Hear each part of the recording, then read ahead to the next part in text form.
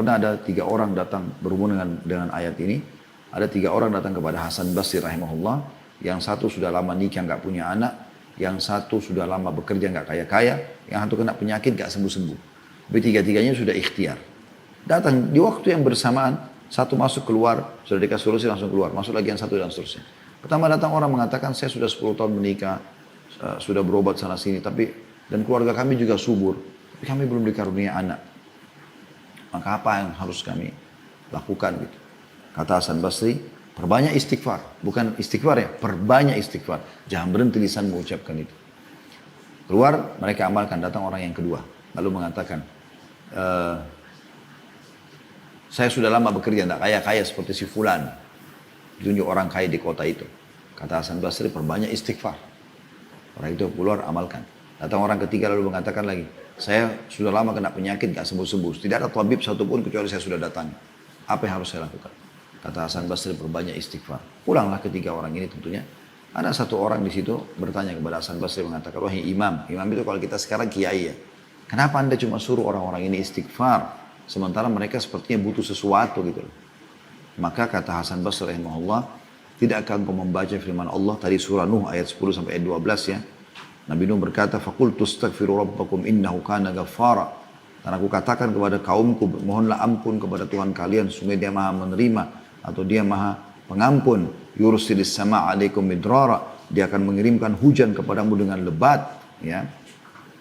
Kemudian wa yumditkum bi amwalin wa banin, dan dia akan memperbanyak harta dan anak-anakmu. Wa yaj'al lakum jannat, dan dia akan mengadakan untukmu kebun-kebun yang lebat. Wa yaj'al lakum anhara, dan akan mengadakan pula untukmu sungai-sungai.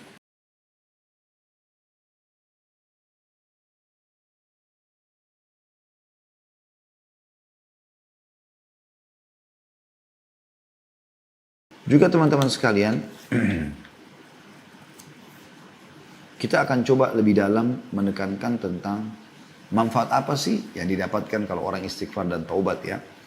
Kalau bahasa ceramahnya itu supaya mudah difahami fadilahnya, keutamaannya. Teman-teman dapat apa kalau pada istighfar dan taubat ya. Jadi tadi itu baru seperti pembukaan dari bahasan kita, seperti apa perintah-perintah Allah SWT dan Rasulullah SAW tentang istighfar. Ya. Dan statement para ulama salaf tentang dahsyatnya istighfar. Sekarang kita akan masuk manifestasi dan buah daripada istighfar itu sendiri. Yang pertama teman-teman sekalian, istighfar adalah ibadah. Artinya dengan astagfirullah wa atubu ilaih misalnya, itu bukan hanya sekedar membersihkan dosa, tapi akan dicatat sebagai sebuah pahala untuk Anda. Beranjak daripada firman Allah Subhanahu wa taala dalam surah Al-Mu'min ayat 55. A'udzu billahi minasyaitonir rajim. Fasbir. Al-Mu'min ayat 55 ya. Fasbir inna wa'dallahi haqqun wastaghfir li dzambika wasabbih bihamdi rabbika bil 'ashyi wal ibkar. Artinya, maka bersabarlah kamu. Karena bersabar maksudnya dalam ketaatan kepada Allah ya. Ada kesempatan berdosa, sabar. Ada kesempatan beribadah dan ada godaan syaitan untuk supaya malas, sabar. Sabar dalam cobaan harian. Dan sabar ada 3 ya. Sabar dalam mengerjakan ketaatan kepada Allah SWT, kayak sholat, kayak puasa, baca Quran dan segala macam. Yang kedua, sabar dalam meninggalkan dosa, ada kesempatan dosa kita sabar. Dan yang ketiga adalah berjanji kepada sabar terhadap cobaan harian, kayak gangguan orang, sakit dan segala macam. Allah mengatakan bersabarlah kaum Muhammad dan ajarkan juga umatmu untuk bersabar. Karena sungguhnya janji Allah itu benar. Nanti kalian akan dapat pahala dan balasan, akan masuk surga di akhirat. Dan apa yang dijanjikan di dunia bagi orang-orang yang berbuat kebaikan akan diberikan. Dari rezeki, keturunan, dan segala macam. Dan mohonlah ampunan untuk dosamu. Dan perintahkan juga umatmu untuk mengampunmu. Mohon ampun dan bertasbihlah. Seraya memuji Tuhanmu pada waktu pagi dan petang. Ya. Kemudian juga dalam surah An-Nasr ayat 3. Ini kita hafal semua tentunya. Surah An-Nasr ya. Di juz 30. Di akhirnya Allah mengatakan fasabbih bihamdi rabbika wastaghfirhu innahu kana tawwaba. Bertasbihlah dan memuji Tuhanmu dan mohonlah ampunan kepadanya, sungguhnya dia maha menerima taubat hamba-hambanya. Jadi perintah, berarti kan dalam bentuk ibadah. Selain membersihkan kesalahan, juga mendapatkan pahala. Dan ini tidak mungkin terjadi pada manusia. Misalnya Anda melakukan pelanggaran di perusahaan, Anda minta maaf. Tidak mungkin dengan minta maaf itu dapat bonus. Mungkin belum ada perusahaan lakukan itu. Yang ada mungkin menerima maafnya iya. Tapi kalau begitu minta maaf langsung dikasih bonus, Ini luar biasa. Allah SWT lakukan itu. Juga dalam surah An-Nisa ayat 106, ini manifestasi pertama ya. Buah hasil pertama kalau Anda bertaubat dan istighfar. Yaitu Anda mendapatkan nilai pahala di situ. Dalam surah An-Nisa 106 juga Allah berfirman, A'udzubillahi minasyaitonirrajim, wastaghfirillah innallaha kana ghafurar rahima. Beristighfarlah, mohon ampunlah kepada Allah, sesungguhnya Allah Maha Pengampun lagi Maha Penyayang. Dan cukup banyak tentunya anjuran-anjuran Allah Subhanahu wa taala agar kita bertobat dan beristighfar. Saya coba tutup di poin pertama ini teman-teman sekalian dengan satu ayat Al-Quran dan satu lagi hadis Nabi SAW. Yaitu surah Al-Maidah ayat 74, masih di poin pertama ya, manifestasinya. Al-Maidah surah nomor 5 ayat 74. A'udzu billahi minasyaitonir rajim, afala yatubuna ilallahi wa yastaghfiruna wallahu ghafurur rahim. Maka mengapa mereka tidak taubat kepada Allah dan memohon ampun kepadanya, dan Allah Maha Pengampun lagi Maha Penyayang. Sementara dalam hadis Nabi SAW, hadis qudsi, Allah berfirman, ya ibna Adam, lau balagat dhunubuka ananas samai, thumma astaghfartani, ghafartu laka wala ubali. Wahai anak Adam, seandainya dosa-dosamu mencapai langit, penuh langit semua dengan dosamu, kemudian kau memohon ampun atau beristighfar kepadaku, maka niscaya aku akan mengampunimu dan aku tidak peduli. Allah SWT tidak peduli dengan dosa kita. Yang penting kita mau beristighfar dan bertobat. Tapi ingat ya teman-teman, ini dua hal yang selalu bersambung ya. Istighfar, memohon ampun, pengucapan maafnya, dan taubat. Taubat itu berikrar tidak mengulanginya. Ya. Maka Imam Nawawi mengatakan, taubat seorang hamba diterima dengan 3 syarat. Yaitu yang pertama, dia meninggalkan dosa itu seketika. Misalnya lagi berzina, lagi berbohong, lagi riba, dia berhenti. Yang kedua menyesali. Dan yang ketiga, dia berjanji sama Allah tidak akan mengulanginya. Ya. Jadi jangan sampai Anda bilang, oh kalau begitu gampang kita istighfar saja, nanti dosa istighfar lagi. Bukan begitu maksudnya. Ya. Itu mirip kalau Anda tarik rasionalnya di kantor, udah saya sekarang mengatakan saya minta maaf, tapi nanti saya akan ulangi. Kalau ada kesempatan saya akan curi lagi barang, saya akan ini dan itu. Maka tentu Anda akan dikeluarkan, gitu kan? Anda akan dijauhkan dari rahmat Allah Subhanahu wa taala kalau berhubungan dengan Allah Subhanahu wa taala. Tapi kalau orang misalnya dia pernah berbuat dosa, kemudian dia satu waktu memang dia tidak niat sebenarnya. Ya, di awal dia tobat. Kemudian satu waktu 5 tahun, 10 tahun kemudian dia terjerumus lagi dalam dosa yang sama. Karena lemah imannya. Dan dia menyesali, dia kembali. Allah akan terima tobatnya. Tapi kalau orang jadikan sebagai bahan mainan saja, tidak apa-apa dia pegang dulu, cium dulu dan segala macam. Nanti istighfar. Nah, bukan begitu maksudnya. Ya. Itu yang pertama teman-teman. Jadi dia manifestasinya adalah manfaat yang Anda dapatkan itu dicatatkan pahala. Jadi selain bersihkan dosa juga dicatatkan pahala. Yang kedua istighfar termasuk sebab rezeki. Ya, saya yakin ini tidak ada orang yang kalau ditanya, apa kau mau rezeki? Dia mengatakan tidak. Ya. Dan bayangkan itu rezeki kan, ya, mobil, rumah, pasangan yang sempurna, ya baik gitu kan, anak-anak, harta, pekerjaan, jabatan, nama harum dan segala macam. Dan istighfar itu jelas menjadi penyebab itu. Disebutkan oleh Allah Subhanahu wa taala di dalam surah Nuh ayat 10 sampai ayat 12. Surah Nuh ayat 10 sampai 12. Ini menggambarkan bagaimana Nabi Nuh menyampaikan kepada kaumnya ya. Dan Allah nukil kepada kita supaya kita mengamalkan juga, karena itu dinukil dalam Al-Quran. Sekali lagi surah Nuh, ayatnya ayat 10 sampai ayat 12. Bunyinya a'udzubillahi minasyaitonirrajim. Faqultu astaghfiru rabbakum innahu kana ghaffara yursilis samaa 'alaikum midrara wa yumditkum bi amwalin wa banina wa yaj'al lakum jannatin wa yaj'al lakum anhara. Artinya, maka aku katakan kepada mereka, ya Allah. Nabi Nuh berkata pada kaumnya, mohonlah ampun kepada Tuhanmu, beristighfarlah. Faqultu astaghfiru rabbakum.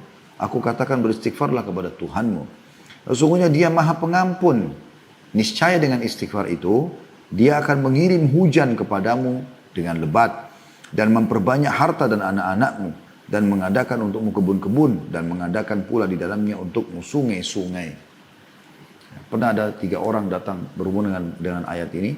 Ada 3 orang datang kepada Hasan Basri rahimahullah. Yang satu sudah lama nikah nggak punya anak, yang satu sudah lama bekerja nggak kaya-kaya, yang satu kena penyakit nggak sembuh-sembuh. Tapi 3-tiganya sudah ikhtiar. Datang di waktu yang bersamaan, satu masuk keluar, sudah dikasih solusi langsung keluar, masuk lagi yang satu dan seterusnya. Pertama datang orang mengatakan, saya sudah 10 tahun menikah, sudah berobat sana sini, dan keluarga kami juga subur, tapi kami belum dikarunia anak. Maka apa yang harus kami lakukan gitu? Kata Hasan Basri, perbanyak istighfar. Bukan istighfar ya, perbanyak istighfar. Jangan berhenti lisan mengucapkan itu. Keluar, mereka amalkan, datang orang yang kedua. Lalu mengatakan,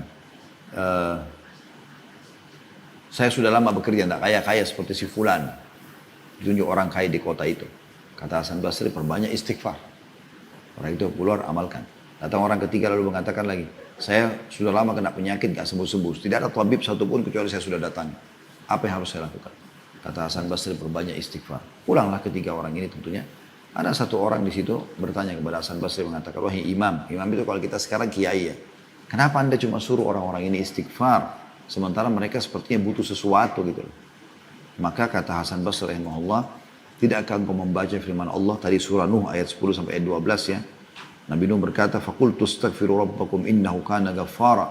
Dan aku katakan kepada kaumku, mohonlah ampun kepada Tuhan kalian, sungguh dia maha menerima atau dia maha pengampun. Yursilis sama alaikum midrara. Dia akan mengirimkan hujan kepadamu dengan lebat. Ya. Kemudian wa yumditkum bi amwalin wa banin. Dan dia akan memperbanyak harta dan anak-anakmu. Wa yaj'al lakum jannat. Dan dia akan mengadakan untukmu kebun-kebun yang lebat. Wa yaj'al lakum anhara. Dan akan mengadakan pula untukmu sungai-sungai. Seperti itu luar biasanya.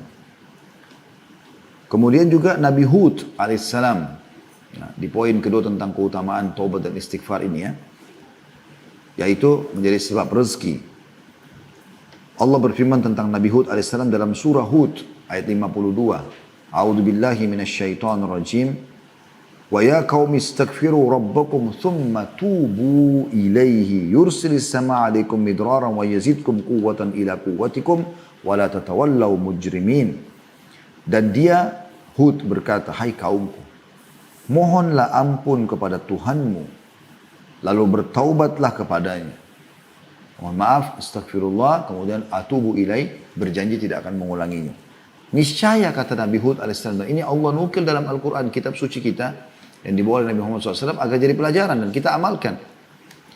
Maka dia akan menurunkan hujan yang deras untukmu. Maksudnya bukan hujan yang membahayakan, tapi hujan yang menyuburkan. Dan dia akan menambahkan kekuatan kepada kekuatanmu. Kata ulama, kekuatan fisik, ya, ilmu, harta. Dan jangan kamu berpaling dengan berbuat dosa. Nanti setelah istighfar jangan sampai kembali lagi berbuat dosa. Al-Qurtubi berkata dalam tafsir surah Hud ayat 52, di dalam ayat-ayat ini terdapat dalil bahwa istighfar digunakan untuk meminta rezeki dan hujan. Juga Ibnu Katsir rahimahullah berkata dalam tafsir beliau, maksud ayat Hud ayat 25 tadi yang sudah, ayat 52 maaf, jika kalian bertobat dan memohon ampunan kepada Allah serta kalian mentaatinya, niscaya Allah akan memperbanyak rezeki kalian, memberi kalian minum dengan nikmat-nikmat langit, mengeluarkan untuk kalian nikmat-nikmat bumi, menumbuhkan untuk kalian tumbuh-tumbuhan, mengalirkan untuk kalian air, dan menjadikan untuk kalian kebun-kebun. Di dalamnya terdapat berbagai macam buah-buahan, dan dia Allah akan menyelingi di antara kebun-kebun itu sungai-sungai mengalir. Jadi luar biasa bagaimana ya manfaat yang didapatkan, rezeki akan melimpah. Umar bin Khattab radhiyallahu anhu berpegang dengan makna-makna dalam ayat surah Hud ayat 52 tadi. Dan beliau ya, ketika meminta hujan turun, radhiyallahu anhu, ya,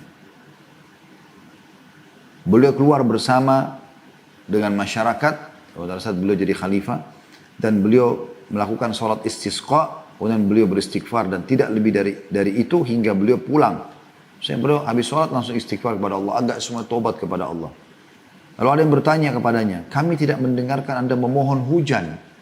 Anda tidak bilang, ya Allah turunkan hujan buat kami. Anda tidak merengek itu. Anda cuma mengatakan astagfirullah wa atubu ilaih. Ajak orang-orang istighfar dan tobat. Umar menjawab, aku memohon hujan dengan majadis sama. Ya, majadis sama itu maksudnya adalah sesuatu yang memang bisa mengundang hujan itu turun. Maksudnya tadi istighfar itu yang merupakan tanda turunnya hujan. Kemudian dia membaca surah Hud tadi yang sudah kita bacakan. Ya. Jadi bagaimana Allah Subhanahu wa taala memastikan istighfar itu, ya, di poin kedua mendatangkan rezeki itu tadi dalam surah Hud akan turun hujan. Maaf, dalam surah Nuh dulu tadi 10 sampai 12 turun hujan, diperbanyak harta, diperbanyak keturunan. Dalam surah Hud ayat 52 itu diturunkan hujan, ya, sehingga kebun-kebun lebat, hewan-hewan bisa hidup, manusia bisa hidup karena sungai, laut semuanya ya terisi. Kemudian juga ditambahkan di sini keutamanya adalah dia akan diberikan kekuatan fisik. Ya. Kemudian di ayat yang lainnya, ya, Allah Subhanahu wa taala memastikan akan melimpahnya nikmat diberikan kalau orang bertobat dan istighfar. Anda bisa lihat surah Hud ayat 3. Tadi kan Hud ayat 52, ini Hud ayat 3. Allah berfirman, "A'udzubillahi minasyaitonirrajim, wa in istaghfiru rabbakum thumma tubu ilaihi yumatti'kum mata'an hasanan ila ajalin musamma." Al-ayat. Hendaklah kamu mohon ampun kepada Rabbmu dan bertaubat kepadanya. Jika kamu mengerjakan yang demikian, niscaya Dia akan memberi kenikmatan yang baik, ya, melimpah rezeki kepadamu sampai kepada waktu yang telah ditentukan. Sampai kepada waktu yang telah ditentukan. Al-Qurtubi berkata rahimahullah, ini adalah buah istighfar dan taubat, yaitu Allah memberikan kepada kalian kenikmatan berupa keluasan rezeki dan kelapangan hidup. Ya, jadi kalau kita ambil di poin kedua ini tentang masalah rezeki, luasnya rezeki, di 3 dalil tadi ada 5 hal yang Allah janjikan. Dalam surah Nuh ayat 10 sampai 12 Allah janjikan hujan turun dengan lebat sehingga kehidupan bisa berjalan.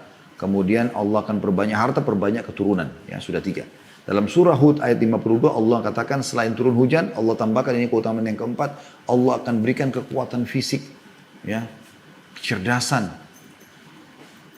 Kemudian juga di ayat Hud yang ketiga, Hud ayat 3, Allah SWT akan menjanjikan akan terus, ya, mengkontinyukan rezeki dan kebutuhan terpenuhi.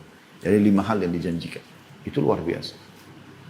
Nabi Muhammad SAW bersabda berhubungan dengan masalah dalam hadis sahih diriwayatkan oleh Ahmad dalam musnadnya, Al-Hakim dalam Mustadrak, dan juga Ibnu Majah menyebutkan dalam sunannya.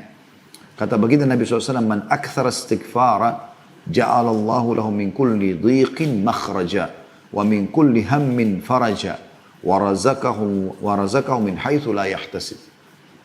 Barang siapa memperbanyak istighfar, niscaya Allah akan menjadikan untuknya jalan keluar dari setiap kesempitan dan kelapangan dari setiap kesedihan. Dan Allah akan memberikan rezeki dari arah yang tidak disangka-sangka. Jadi selain tadi 5 keutamaan di 3 ayat, ya, surah Nuh 10 sampai 12, surah Hud ayat 52 dan surah Hud ayat 3, juga dalam hadis ini ditambahkan lagi. Tadi di 3 surah itu ada 5 keutamaan, ya. Diturunkan hujan, diperbanyak rezeki, diperbanyak harta, diperbanyak keturunan. Kemudian diberikan kekuatan fisik dan juga akan diberikan kenikmatan yang tidak terputus-putus. Nah, dalam hadis ini dikatakan siapa yang memperbanyak istighfar dan taubat, insya Allah akan berikan jalan keluar dari setiap kesempitan.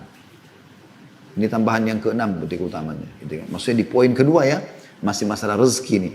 Allah berikan jalan keluar dari kesempitan dan kelapangan dari kesedihan. Dan Allah memberikan rezeki dari arah tidak disangka-sangka. Jadi dengan istighfar, dia akan mendapatkan rezeki yang dari tempat yang tidak disangka-sangka. Itu keutamaan yang kedua. Jadi keutamaan yang pertama, manifestasi daripada atau buah hasil daripada istighfar dan taubat itu adalah Anda akan dicatatkan pahala. Dengan astagfirullah wa dapat pahala. Yang kedua akan jadi penyebab rezeki, sudah kita jelaskan dalilnya panjang lebar. Sekarang yang ketiga, istighfar adalah penyebab masuk ke dalam surga. Ya. Jadi nanti di akhirat Anda akan selamat. Apalagi kalau Anda amalkan namanya sayyidul istighfar, tuannya istighfar. Sebagaimana Nabi SAW bersabda dalam hadis Shaddad bin Aus radhiyallahu anhu,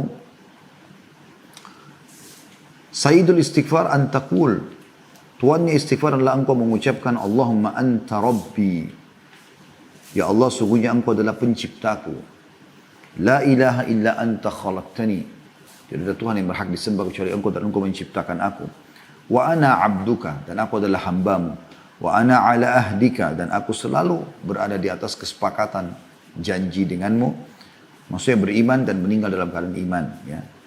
Wa wa'dika, dan yakin dengan janji-janjimu, mastata'tu, semampuku. A'udzu bika min syarri ma sana'tu, aku berlindung kepadamu dari keburukan yang aku lakukan. Wa abu'u laka wa abu'u laka bi ni'matika alayya, dan aku mengakui nikmat-nikmatmu padaku, wa abu'u laka bi dzambi, dan aku juga mengakui dosa-dosaku. Faghfirli fa innahu la yaghfiru dzunuba illa ant, karena tidak ada yang bisa, maka ampunilah aku karena tidak ada yang bisa mengampuni dosa kecuali engkau. Qala, maka beliau berkata, man qalaha minan nahari muqinan biha famata min yaumihi qabla an yumsiya fahuwa min ahli jannah. Sampai mengucapkan di pagi hari ini, yakin dalam hatinya bahwasanya ini perintah Allah dan yakin Allah akan terima itu, yakin dari hatinya, kemudian dia meninggal sebelum tiba sore hari, maka pasti dia masuk surga. Wa man qalaha minal laili wa huwa muqinun biha famata qabla an yusbiha fahuwa min ahli jannah. Dan sampai membacanya di sore hari, ya, atau menjelang malam hari, kemudian dia meninggal sebelum pagi hari, maka dipastikan dia termasuk hadis surga. Hadis sahih diriwayatkan oleh Bukhari. Yang keempat, istighfar adalah sebab dihapuskannya kesalahan-kesalahan atau dosa. Ya, jadi pertama dicatat pahala sebagai ibadah, yang kedua adalah penyebab rezeki, yang ketiga adalah sebab masuk surga, yang keempat akan dimaafkan kesalahan-kesalahan. Qatadah mengatakan, saya ingatkan lagi rahimahullah, tadi sudah kita sebutkan sebentar tapi saya ulangi lagi. Sungguh Al-Quran menunjukkan kalian tentang penyakit dan penyembuh kalian. Penyakit kalian adalah dosa, adapun penyembuhnya adalah istighfar. Maka istighfar adalah sebab dihapuskan dosa, kesalahan dan keburukan. Dan Allah sudah menyebutkan dalam Al-Quran surah Al-Imran ayat 135. Al-Imran ayat 135. Yang bunyinya, A'udzubillahi minasyaitonirrajim. Walladzina idza fa'alu fahishatan aw dhalamu anfusahum dzakarullaha fastaghfaru lidzunubihim. Fastaghfaru lidzunubihim wa yaghfiru dzunuba illallah wa lam yusirru ala ma fa'alu wa hum ya'lamun. Dan juga orang-orang yang apabila mengerjakan perbuatan keji atau menganiaya diri sendiri, mereka ingat pada Allah, lalu memohon ampun terhadap dosa-dosa mereka. Dan siapa lagi yang dapat mengampuni dosa-dosa selain Allah? Dan mereka tidak meneruskan perbuatan kejinya itu sedang mereka mengetahuinya. Abdullah bin Mas'ud berkata radhiyallahu anhu, di dalam kitab Allah subhanahu wa ta'ala terdapat dua ayat. Apabila seorang hamba melakukan sebuah dosa lalu membacanya dan beristighfar kepada Allah, maka Allah akan memberikan ampunan kepadanya. Kemudian dia membaca ayat di atas tadi. Maksudnya Al-Imran 135. Dan jika, terjemahnya tadi ya, dan orang-orang yang apabila mengerjakan perbuatan keji atau menganiaya diri mereka, berbuat dosa, mereka ingat kepada Allah, lalu memohon ampun terhadap dosa-dosa mereka, maka siapa yang dapat mengampuni dosa selain Allah? Mereka tidak meneruskan perbuatan keji itu sedang mereka mengetahuinya. Juga dalam surah An-Nisa ayat 110, Allah SWT juga berfirman, maksudnya dengan istighfar akan dimaafkan kesalahan anda, dibersihkan, diputihkan. An-Nisa ayat 110. A'udzu billahi minasyaitonir rajim. Wa may ya'mal su'an aw yadhlim nafsahu thumma yastaghfirillah yajidillaha ghafurar rahima. Dan barang siapa yang mengerjakan kejahatan dan menganiaya dirinya, kemudian ia memohon ampun kepada Allah, niscaya ia mendapati Allah Maha Pengampun lagi Maha Penyayang. Jadi siapapun yang berbuat dosa, sebesar apapun dosa anda, selama anda masih hidup, anda bertobat kepada Allah SWT, maka diterima. Ali berkata, radhiyallahu anhu, aku adalah laki-laki yang apabila mendengar sebuah hadis dari Rasulullah SAW, Allah subhanahu wa ta'ala memberiku manfaat dengan suatu manfaat yang dia kehendaki. Dan jika salah seorang dari sahabat beliau membacakanku hadis, aku meminta dia bersumpah terlebih dahulu. Jika dia mau bersumpah, maka aku membenarkannya. Dia berkata, Abu Bakar telah menceritakan hadis kepadaku, dan Abu Bakar adalah orang yang jujur. Dia berkata, aku mendengarkan Rasulullah SAW berkata, ma min abdin yudhnibu dhanban fayuhsinu tuhura, thumma yakumu fayusalli raka'atain, thumma yastaghfirullaha azza wa jal, illa gufira lah, thumma tala qawluhu ta'ala, walladhina idha fa'alu fahishatan aw zalamu anfusahum dhakarullaha fastaghfaru lidhunubihim. Fastaghfaru lidhunubihim wa yaghfiru dhunuba innallaha wa lam yusiru ala ma fa'alu hum ya'lamun. Yang artinya, jadi Ali bin Abi Thalib mengatakan, saya ini orang yang suka kalau dengar hadis dari Nabi langsung saya amalkan. Ya. Dan kalau ada yang menyampaikan kepada saya dari sahabat Nabi pun, saya nggak mau langsung dengar kecuali dia bersumpah atas nama Allah memang dia dengar langsung dari Nabi SAW. Gitu kan. Maka dia mengatakan, saya dengar dari Abu Bakar. Abu Bakar adalah orang yang jujur, saya percaya. Abu Bakar mengatakan, Nabi SAW pernah berkata, tidak ada seorang hamba melakukan dosa, lalu bersuci. Anda berdosa apapun, Anda berwudu, ya, dan melakukan sholat 2 rakaat. Niatnya sholat taubat di sini, ya. Kemudian beristighfar, memohon ampun setelah salam kepada Allah, kecuali dosanya diampuni. Ya, kemudian beliau membaca firman Allah Subhanahu wa taala tadi ya dalam surah Al Imran 135 dan orang-orang apabila mengerjakan perbuatan keji atau menganiaya diri mereka, mereka ingat kepada Allah lalu memohon ampun terhadap dosa-dosa mereka, dan siapa lagi yang dapat mengampuni dosa selain daripada Allah, dan mereka tidak meneruskan perbuatan keji tersebut. Allah Subhanahu wa taala juga memastikan di poin ini teman-teman, semua orang beristighfar agar asal Anda tulus ya, bukan hanya sekedar ucapan lisan yang hanya karena ingin dipuji orang. Memang Anda mohon maaf kepada Allah. Sederhana saja. Duduk di sofa, duduk di kursi, di atas meja kerja Anda mengatakan astagfirullah wa atubu ilaih. Anda merenungi dosa dan istighfar. Dipastikan diterima oleh Allah. Karena Nabi SAW mengatakan dalam sebuah hadis, Allah berfirman, hadis qudsi ya, ya bna Adam, wahai anak Adam. Hadis ini sahih diriwayatkan oleh Tirmidzi. Maaf, hadis ini hadis hasan diriwayatkan oleh Tirmidzi. Kata Allah SWT, ya bna Adam, wahai anak Adam, innaka ma da'autani wa rajautani ghafartu laka ma ala ma kana minka wala ubali. Selama kamu memohon dan mengharap kepadaku, aku akan memberimu ampunan terhadap semua dosamu dan aku tidak akan peduli berapa besar pun dosamu. Ya bna Adam, wahai anak Adam, lau balagat dunubuka ananas sama'i thumma astaghfartani ghafartu laka wala ubali. Kalau seandainya dosa-dosamu mencapai memenuhi langit, kemudian kau memohon ampun kepadaku, niscaya aku akan mengampunimu dan aku tidak peduli. Dalam riwayat yang lain juga Nabi SAW bersabda, "Idza adnabal abdu dzamban faqal." Kalau seorang hamba berbuat dosa lalu dia mengucapkan, "Allahumma gfirli," ya Tuhanku ya Allah ampunilah kesalahanku. Fayaqulullahu azza wa jal, maka Allah pun berfirman, "Adnaba abdi dzamban fa'alima anna lahu rabban ya'khudhu bidzambi wa yakfiru dzamb wa yakfiru dzambal abdi i'malu ma syi'ta faqad ghafartu lak." Maka Allah pun menjawab langsung mengatakan, sesungguhnya hambaku ini telah berbuat dosa dan dia tahu dia punya Tuhan yang akan membersihkan dan memaafkan dosa-dosa itu. Maka ketahuilah, aku sudah memaafkan dosa-dosa hamba ini, ya. Maka berbuatlah sesukamu setelah itu. Maksudnya beramal solehlah kamu setelah itu, karena sesungguhnya dosamu yang lalu sudah aku maafkan. Kau tidak akan dihisap lagi dengan dosa-dosamu itu.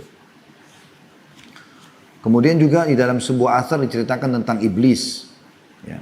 Dia mengatakan pada saat Allah Subhanahu wa taala melaknatnya karena dia enggak mau sujud kepada Adam, dia mengatakan, wahai Rabbku, dia mengakui Allah sebagai Tuhannya, wahai penciptaku, demi keperkasaanmu, aku akan menipu anak Adam selama ruh-ruh mereka masih di badan mereka. Aku akan terus goda mereka supaya mereka tersesat. Maka Allah berfirman, wa izzati wa jalali la akfiranna lahum ma damu yastaghfirunani. Demi keperkasaan dan keagunganku, aku benar-benar akan mengampuni mereka selama mereka memohon ampun kepadaku. Jadi iblis memastikan dia akan coba menggoda. Dan kita tahu godaan iblis sangat berat. Syaitan sering menggoda kita segala macam dosa gitu kan. Kalau orang terjerumus pun, Allah mengatakan, kalau kau berhasil menggoda hamba-hambaku dan mereka beristighfar kepadaku, aku tetap akan memaafkan kesalahan mereka. Jadi luar biasa dibersihkannya dosa-dosa tersebut. Hudzaifah bin Yaman radhiyallahu anhu berkata, saya adalah seorang yang berlidah tajam pada keluargaku. Maka saya berkata, wahai Rasulullah, saya khawatir lidahku akan memasukkanku dalam api neraka. Lalu Nabi SAW bersabda, fa'aina anta min istighfar, fa'inni la astaghfirullah fil yawmi mi'ata marrah. Mana kamu dari istighfar? Sungguhnya aku beristighfar kepada Allah dalam sehari 100 kali. Hadis ini riwayat An-Nasai, Ibnu Majah dan Al-Hakim, dan dikatakan sahih sesuai dengan syarat Imam Muslim. Ya. Jadi itu luar biasa. Bagaimana Allah Subhanahu wa taala memaafkan kesalahan-kesalahan dengan istighfar. Begitu juga dengan hadis Abu Sa'id radhiyallahu anhu, bahwasanya Rasulullah SAW bersabda, "Man qala hina ya'wi ila firashih." Siapa yang membaca atau mengucapkan pada saat dia tidur di atas ranjangnya mau istirahat malam, "Astaghfirullahal azim alladzi la ilaha illa huwal hayyul qayyum wa atubu ilaih." 3 marrat, ghafarallahu lahu dzunubah. Sampai membaca pada saat mau tidur, aku beristighfar kepada Allah yang maha agung, yang tidak ada Tuhan yang berhak disembah kecuali dia, yang maha hidup dan terus menerus mengurus makhluknya, dan aku taubat kepadanya. 3 kali dia ucapkan. Astaghfirullahal azim alladzi la ilaha illa huwal hayyul qayyum wa atubu ilaih. Astaghfirullahal azim alladzi la ilaha illa huwal hayyul qayyum wa atubu ilaih. Astaghfirullahal azim alladzi la ilaha illa huwal hayyul qayyum wa atubu ilaih. Maka dibersihkan semua dosa-dosanya yang lalu. Wa in kanat mithla zabadil bahr, bahkan walaupun dosanya sebanyak buih di lautan. Wa in kanat adada warakis syajar, walaupun sejumlah daun-daun pohon dosanya. Wa in kanat adada ramlil alij, walaupun sebanyak ya hitungan pasir. Wa in kanat adada ayyamid dunya, walaupun sebanyak hari-hari dunia. Hadis ini riwayat Tirmidzi dan diriwayatkan juga oleh Bukhari dalam tarikh dan dengan lafaz yang berbeda. Ya. Jadi ini luar biasa. Jangan leputkan ini teman-teman. Setiap mau tidur malam hari baca 3 kali. Tidak mengambil waktu. Astaghfirullahaladzim alladzi la ilaha illa huwal hayyul qayyum wa atubu ilaih. Diampuni dosanya. Perhatikan lafaznya kata Nabi SAW. Diampuni dosanya. Ya. Kalau dia baca 3 kali. Walaupun sebanyak buih di lautan, walaupun sebanyak jumlah daun-daun pohon, walaupun sebanyak pasir, butiran pasir, walaupun juga sebanyak hari-hari dunia. Itu luar biasa. Hanya dengan 3 kali kita ucapkan.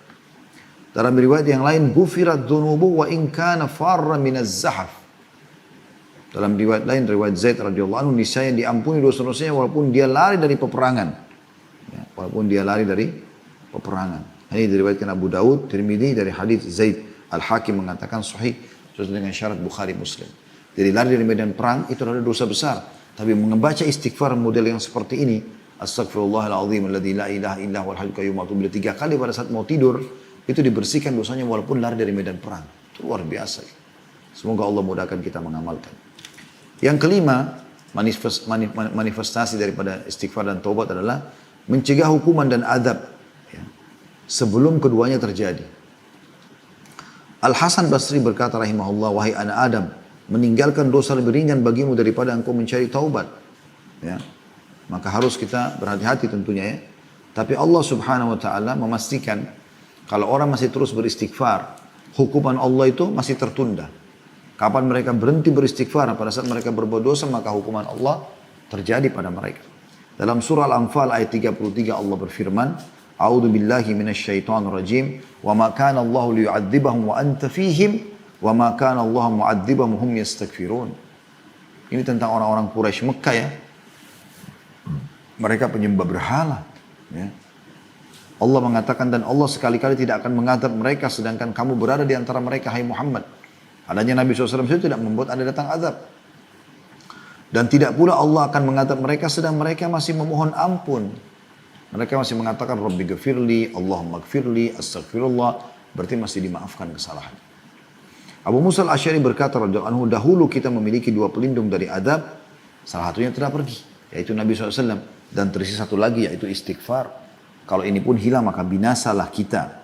Jadi istighfar merupakan pelindung yang diberikan Allah untuk hamba-hambanya. Yang keenam, istighfar adalah sebab diangkatnya derajat setelah kematian. Tinggikan derajatnya di surga. Ya, terutama bagi anda yang Allah karunia anak ya, yang luar biasa. Anak-anak yang sudah anda kader di sekolah, masukkan di sekolah-sekolah Islam. Supaya mereka menghafal doa-doa, menghafal Al-Quran. Ya, mereka jadi orang-orang yang saleh dan salihah. Perhatikan kata Nabi SAW dalam hadits Abu Hurairah radhiyallahu anhu, "Inna Allah azza wa jalla yarfa'u ad-darajata lil 'abdi salihi fil jannah, fayaqul ya Rabbi anna li hadhi, fayaqulu bi istighfari waladika lak." Sesungguhnya Allah benar-benar yang maha suci dan maha tinggi akan mengangkat derajat seorang hamba yang saleh di surga. Ya, sangat tinggi. Sampai dia pun heran, dia bertanya. Dia mengatakan, wahai Tuhanku, dari mana nikmat ini yang hamba terima? Maka Allah berfirman, dengan istighfar atau dari istighfar anakmu untukmu. Ya, hadis ini diriwayatkan Ahmad dengan sanad hasan. Jadi anak-anak yang kita kader berarti bisa sampai kepada kita. Istighfar itu bisa mengangkat derajat setelah kematian. Juga dalam hadis yang masyhur kata Nabi SAW, "Idza mata ibnu Adam inqata 'amaluhu illa min 3." Kalau anak Adam meninggal dunia terputus sumber pahalanya kecuali dari 3. Shadaqatin jariyah, sedekah yang terus berjalan, atau ilmu yang yuntafa'u bih, atau ilmu yang bermanfaat, ya. Aw waladin salihin yad'u lah, atau anak saleh yang mendoakan. Hadis ini riwayat Imam Muslim. Yang ketujuh, istighfar adalah sebab disucikannya hati.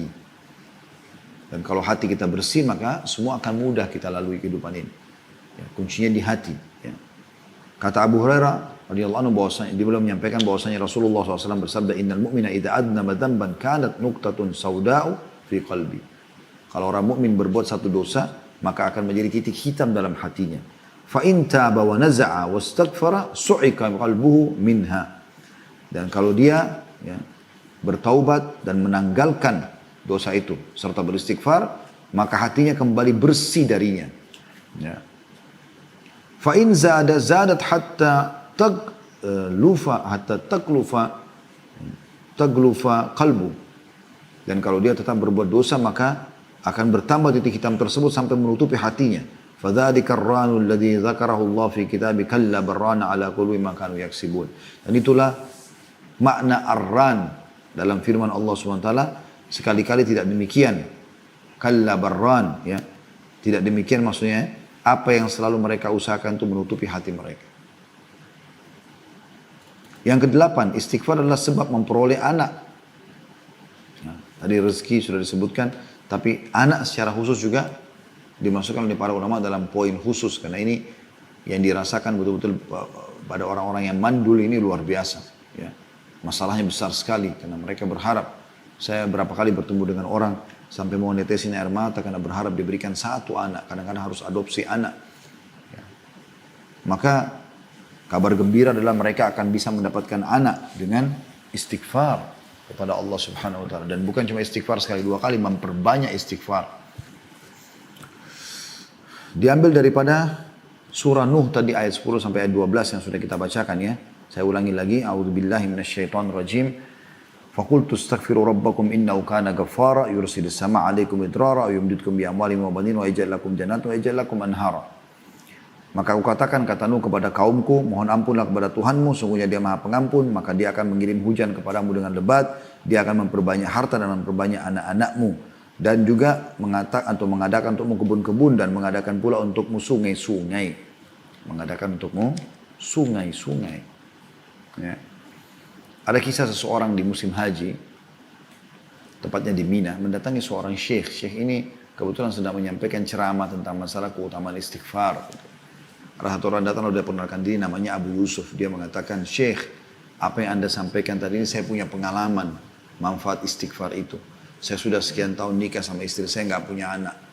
Maka terus saja kami mencoba sana sini, tidak ada tabib, tidak ada obat, kecuali kami sudah coba semuanya. Dan sampai akhirnya seperti muncul perasaan putus asa. Sampai saya mendengarkan di sebuah siaran, ceramah tentang keutamaan apa yang Anda sampaikan tadi, keutamaan istighfar. Ya, kurang lebih seperti apa yang kita sampaikan pada Bapak Ibu kesempatan ini insya Allah. Maka dia mengatakan, saya pun pulang lalu saya mengatakan kepada anak saya. Saya berkata pada istri saya, dia belum punya anak. Saya tadi dengar ceramah begini, bagaimana kalau kita amalkan ini? Mulai sekarang kita hanya berhenti istighfar kalau ada yang harus diucapkan yang penting. Kalau enggak istighfar saja, setiap kesempatan. Maka dia sama istri yang mengamalkan. Dia bilang pada bulan itu juga istri saya hamil. Jadi istighfarnya non-stop, luar biasa. Kesempatannya luar biasa, digunakan maksimal istighfar. Ya, kecuali tempat-tempat misalnya seperti WC apa itu kan. Tapi yang lain tempat tidur, meja makan, di tangga, lagi segala macam. Aktivitas selalu astagfirullah wa atubu ilaih, istighfar terus. Dia bilang pada bulan itu istri saya hamil dan kemudian melahirkan. Dan kami namakan Yusuf, makanya nama saya Abu Yusuf kata beliau. Kemudian setelah melahirkan, belum selesai masa nifas istri saya mengatakan, wahai Ibu Yusuf, Ummu Yusuf ya, dia bilang sama istrinya, kita istighfar lagi kepada Allah agar Allah berikan kita anak yang kedua. Maka saya pun sama Ummu Yusuf istighfar kepada Allah. Belum selesai masa nifas, ternyata sudah hamil lagi. Dan akhirnya tahun depannya melahirkan lagi anak. Baru melahirkan anak yang kedua, ya saya mengatakan pada Ummu Yusuf belum selesai nifasnya, saya mengatakan, wahai Ummu Yusuf, kita istighfar lagi kepada Allah. Mudah-mudahan kita diberikan anak yang ketiga, karena ini sudah sekian tahun mereka kayak orang yang kehausan pengen punya anak. Ya. Maka dia pun sama istri beristighfar, lalu kemudian pas selesai masa nifas, hamil lagi. Dan subhanallah melahirkan anak ketiga. Dia bilang setelah lahir anak tiga-tiganya laki-laki. Dan sangat menggembirakan buat saya, dia bilang. Gitu kan? Maka Ummu Yusuf istrinya mengatakan, wahai Abu Yusuf, kita berhenti dulu istighfar khusus untuk minta anak. Istighfar untuk yang lain ya. Rezeki atau apa yang. Tapi anak sudah cukup biar anak-anak besar dulu. Dia bilang baiklah. Maka mereka sepakat untuk memberhentikan istighfar dengan niat dapat anak ya. Istighfar tetap dijalankan untuk minta rezeki yang lain. Maka kata Abu Yusuf, setelah 3 anak ini mulai sedikit besar. Saya pun mengatakan Ummu Yusuf, kita sekarang mau istighfar lagi kepada Allah untuk anak. Supaya Allah kasih kita anak perempuan, 3-3 laki-laki. Maka syekhnya pun yang mendengarkan kisah ini terpukau lalu mengatakan, sungguh luar biasa Allah benar dengan janjinya dan semoga Allah berikan apa yang kau inginkan. Lalu kata Abu Yusuf, terimalah berita gembira wahai syekh, di musim haji ini Ummu Yusuf datang bersama saya dan baru saja dia melahirkan di Mekah ini. anak perempuan. Ya. Jadi luar biasa efek daripada istighfar itu. Kemudian yang ke-9, istighfar adalah sebab menambah kesehatan dan kekuatan. Ya. Ini tadi sudah kita sebutkan sebenarnya di surah Hud ayat 52 ya. Tapi tadi kan kita bicara tentang di poin pertama tentang ini itu adalah ibadah. Poin kedua tentang sebab rezeki ya. Tapi kita tadi lebih fokus poin kedua tentang masalah uang, harta, membagikan harta. Di poin yang ke-8 dan 9 ini adalah dikhususkan untuk anak, dan poin yang ke-8 yang ke-9 adalah memperbanyak atau memberikan kekuatan, sehat. Ya. Jadi banyak istighfar ini membuat mata anda tetap terang, fisik anda tetap sehat dan seterusnya. Seperti itulah. Karena Allah menyebutkan dalam surah Hud, wa yazidkum quwwatan ila quwwatikum. Kalau beristighfar kepada Allah maka dia akan tambahkan kekuatan di atas kekuatan kalian. Kekuatan di atas kekuatan kalian. Baik teman-teman sekalian, kita coba masuk kepada hadis ya, juga di poin ini ya. Abu Hanifah rahimahullah meriwayatkan dari Jabir bin Abdullah radhiyallahu anhuma bahwasanya ada seseorang laki-laki datang kepada Nabi SAW mengatakan, ya Rasulullah, aku belum dikaruniai anak seorang pun, padahal sudah sekian tahun aku menikah dan hampir seluruh kerabat dan temanku punya keturunan. Maka kata Nabi SAW, fa'aina anta min kathrat istighfari wa kathrat sadaqah turzaqu bihima. Mana kamu dari memperbanyak istighfar dan sedekah yang dengan keduanya kau pasti akan diberikan rezeki. Kata Jabir radhiyallahu anhu, laki-laki itu lalu memperbanyak sedekah dan istighfar. Lalu Jabir mengatakan, sambil mengatakan kalau Jabir melihat orang itu ya, mengatakan maka orang itu dikaruniakan 9 anak laki-laki. Jabir melihat sendiri radhiyallahu anhu bahwasanya orang ini yang tadi memohon istighfar dan bersedekah tadi, Allah kasih dia tadinya mandul sekian tahun tidak punya anak, bisa dikaruniai 9 orang anak laki-laki. Ya. Ini luar biasa, kisah yang luar biasa gitu. Ya. Bagaimana istighfar ini bisa mendatangkan manfaat. Ya. Kemudian juga ada kisah tentang seseorang dinukil oleh para ulama. Terjadi pertengkaran antara suami istri. Ribut. Kata si suaminya, saya udah meyakinkan pasti dari pertengkaran ini terjadi perceraian. Kami ribut semalam suntuk ya. Saya sudah sumpah dan marah, istri saya pun sudah begitu dan dia sudah mengemas semua bajunya dan dia akan pergi. Maka saya pun keluar rumah karena sudah tidak tahu harus berbuat apa, tidak ada lagi titik temu dari perkataan. Istri saya pun sudah nangis, pokoknya sudah mau pergi malam itu. Maka saya berserahkan kepada Allah, saya keluar dari rumah, saya nggak tahu harus kemana. Saya datangi sebuah masjid, ada masjid dekat rumah. Saya sholat malam 2 rakaat, baru selesai 2 rakaat saya temukan sudah azan subuh, maka saya ikut sholat subuh deh. Terus saya bilang sama diri saya, habis selesai zikir segala macam, kalau saya pulang rumah juga istri saya sudah tidak ada. Udahlah, saya isi waktu sampai syuruk, sampai terbit matahari untuk istighfar kepada Allah. Dia bilang, maka saya pun memperbanyak istighfar kepada Allah SWT. Terus saja. Selama waktu subuh sampai syuruk, biasanya ini 45 menit ya. Sampai 50 menit biasanya. Terus dia istighfar kepada Allah. Dia bilang tiba-tiba, kejadian nyata, ya, saya pulang ke rumah, kemudian saya temukan, waktu saya buka rumah, rumah harum. Ada bau wangi, ada masakan di atas meja makan, dan istri saya keluar sudah dandan dengan bersih, kemudian tersenyum. Lalu saya pun heran sambil mengatakan, bukankah kau sudah bertengkar dengan aku dan kau sudah akan pergi tinggalkan rumah? Dia mengatakan, saya tidak tahu, kurang lebih ya berapa saat sebelum sekarang, selepas subuh tadi, dia bilang saya tiba-tiba saja merasa bersalah dengan kamu. Maka saya mau minta maaf. Kata si laki-laki ini, saya teringat, itulah waktu di mana saya beristighfar kepada Allah. Allah mengubah keadaan pasangan saya justru meminta maaf dan merasa bersalah. Itu luar biasa. Juga disebutkan teman-teman, ini yang saya bilang tadi saya closing dengan kisah-kisah ya. Ini diantara kisah-kisahnya. Kemudian juga disebutkan dalam sebuah kisah dinukil oleh para ulama. Ada seseorang pedagang di pasar. Dia dagang, teriak-teriak sana sini. Tidak ada sama sekali yang ya, beli barangnya. Semua pedagang lain laku kecuali dia.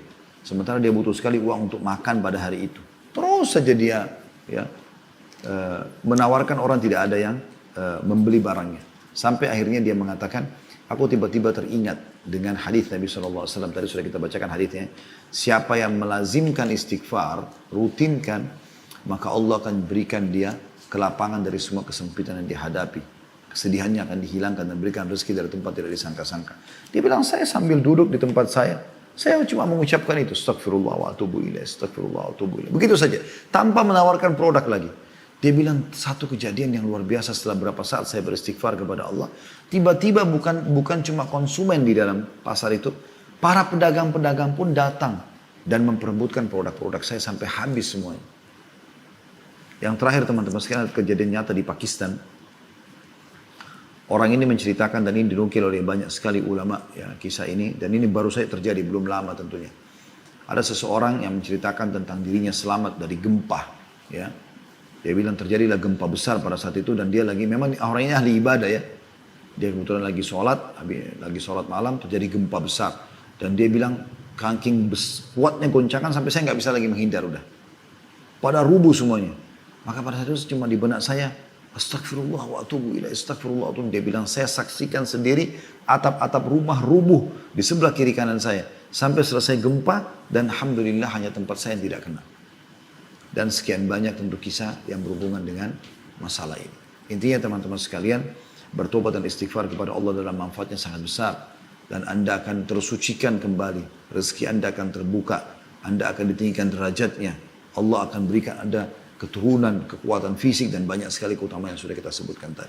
Mudah-mudahan ini bisa membantu kita menyegerakan taubat kita kepada Allah Subhanahu wa taala. Dan saya tutup dengan hadis Nabi sallallahu alaihi wasallam. Pernah ada sahabat mengatakan, "Ya Rasulullah, kalau saya berbuat dosa, apa yang harus saya lakukan?" Kata Nabi sallallahu alaihi wasallam, "Beristighfarlah." Dia mengatakan, "Kalau saya buat dosa lagi." Kata Nabi sallallahu alaihi wasallam, "Istighfarlah." Dia mengatakan, "Kalau saya buat dosa lagi." Kata Nabi sallallahu alaihi wasallam, "Istighfarlah. Sesungguhnya Tuhan kalian tidak akan jenuh sampai kalian jenuh." Ya, tentu ini bukan menggampangkan ya. Artinya bisa saja manusia terjerumus lagi di dosa, tapi dia yang penting mau kembali kepada Allah Subhanahu wa taala. Allahu a'lam.